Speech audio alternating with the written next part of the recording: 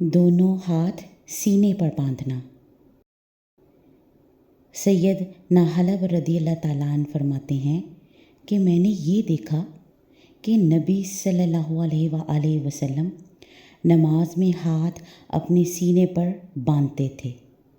मर्द हो या औरत, नमाज में वो सीने पर ही हाथ बांधेंगे। नमाज में ज़ेरे नाफ हाथ बांधना किसी भी सही हदीस से साबित नहीं है।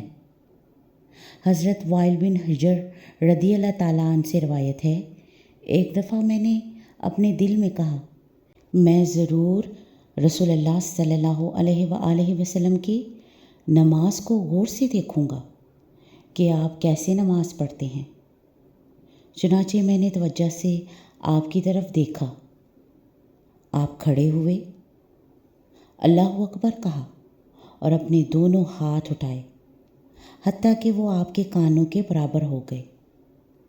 फिर आपने अपना दायां हाथ अपने बाएं हाथ की हथेली, जोड़ और कलाई पर रखा। फिर जब आपने रुकू करने का इरादा फरमाया तो आपने इससे पहले रफ़ाल यदैन की तरह हाथ उठाए और आपने अपने हाथ अपने घुटनों पर रखे। फिर जब आपने अपना सर उठाया तो इसी तरह रफ़ाल यदैन किया। फिर सजदा किया तो अपने दोनों हाथों को अपने कानों के बराबर रखा।